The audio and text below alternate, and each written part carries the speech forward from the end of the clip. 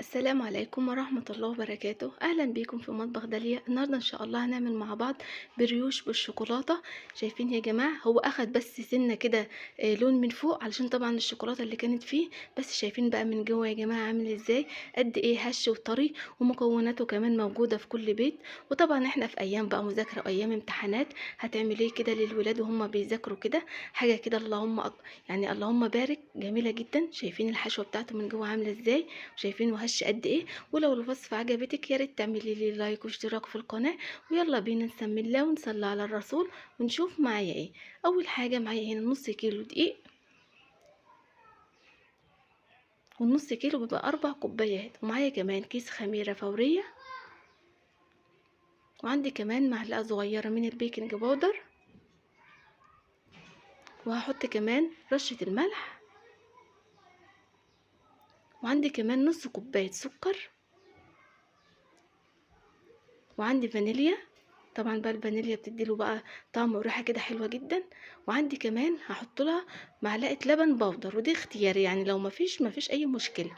هقلب بقى الدقيق مع اللبن البودر مع السكر والخميره ورشه الملح والبيكنج باودر. وبعد كده بقى معايا هنا الحليب الدافي بتاعنا، نزلت كده بكوبايه.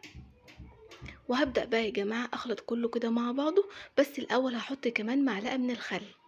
طبعا الخل بيبقى محسن هنا للمخبوزات بتاعتنا. هبدأ بقى ألم الدقيق بتاعي بقى بالشكل ده كده يا جماعة. وطبعا لو العجينة بتاعتك احتاجت معلقتين من المية أو الحليب هتزوديها. لا، ألمه بقى كده بالشكل ده كده لحد ما الدقيق كله يختلط معايا يا جماعة بالشكل ده.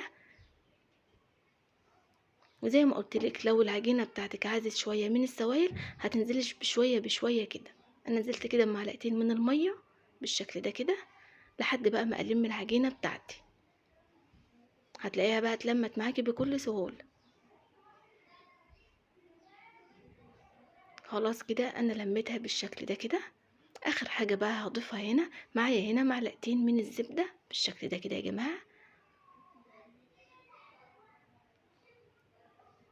هبدأ بقى اعجن بقى العجينة بتاعتي بالزبدة كويس لحد ما اشربها الزبدة دي كلها بقى. في الاول هتلاقيها بتتقطع معاكي كده، مفيش اي مشكلة. هتفضلي بقى تعجني فيها لحد ما تتلم معاكي وتكون معاكي عجينة طرية. وطبعا بقى هنزل بالعجينة بتاعتي دي كده بقى على الرخامة، وهفضل اعجن فيها شوية حلوين. يعني بتعجني بقى حوالي كده يا جماعة، يعني من 5 6 7 دقايق كده بالشكل ده لحد ما تكون بقى معاكي عجينة طرية ومش بتلزق خالص في الايد. شايفين يا جماعة، ده كده قوام العجينة بتاعتنا. هحطها بقى في الطبق بتاعي وهغطيها، وهسيبها بقى تخمر في مكان دافي. طبعا على حسب الجو بقى، ممكن تقعد معاكي نص ساعة، ممكن تقعد ساعة، طبعا على حسب الجو. هسيبها بقى تخمر وبعد كده بقى نرجع نشوفها مع بعض. كده خلاص يا جماعة، العجينة بتاعتي اختمرت بالشكل ده. هبدأ بقى اخرج منها الهواء وانزل بقى بيها على الرخامة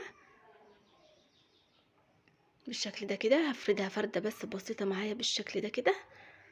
وبعد كده بقى معايا هنا كوباية من الشوكولات شيبس، هحطها كده في العجينة وادخلها بقى كويس في العجينة.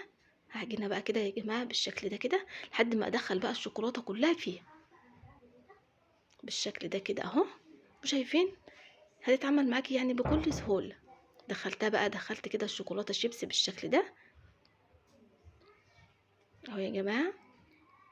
وبعد كده بقى هظبط العجينة بتاعتي وهبدأ بقى اعملها على شكل رول علشان بقى نقطعها مع بعض.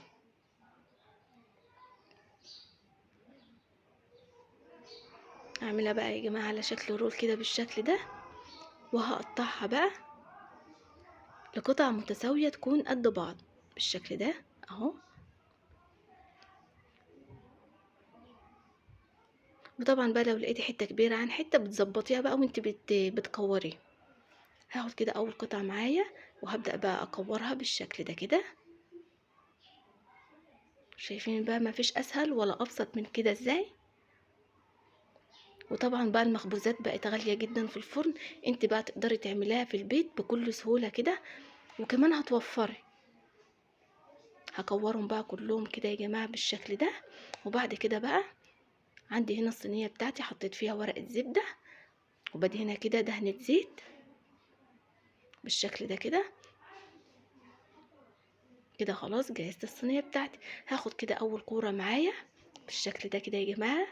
طبعا بقى هي فيها قطع شوكولاتة، وهحشيها كمان بالنوتيلا. تقدري تستكفي بقطع الشوكولاتة اللي حطيناها في الاول وما تحشيهاش، لكن طبعا بقى علشان تبقى غرقانة كده في الشوكولاتة حشيتها كمان بالنوتيلا. وهبدأ بقى ارصها في الصينية بتاعتي يا جماعة بالشكل ده.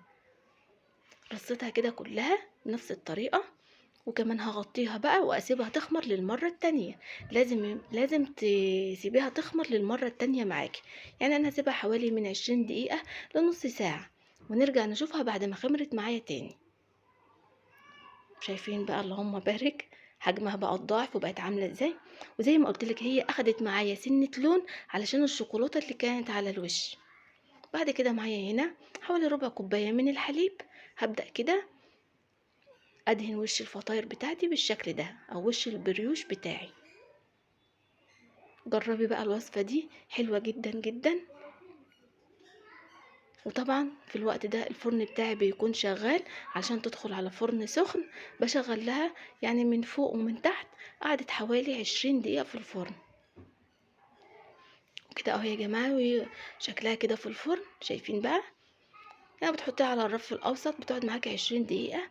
زي ما قلتلك اخدت بس لون كده من فوق، بس ما فيش اي مشكلة. كانت طرية جدا وهشة. وكمان قلبتها كده وطلعتها بكل سهولة. ازاي طلعت معايا؟ عشان طبعا ورقة الزبدة اللي كنا حاطينها. شايفين من جوه عاملة ازاي يا جماعة؟ كأنها قطن بالظبط، يعني كأنك ماسكة حتة قطن. خفيفة جدا وهشة جدا. وكمان الحشوة من جوه كانت حلوة جدا. وزي ما قلت لك بقى تعمليها للاولاد كده وهم بيذاكروا. ولو الوصفة عجبتك يا ريت تعملي لي لايك واشتراك في القناة. اشوفكم على خير يا رب الفيديو اللي جاي. والسلام عليكم.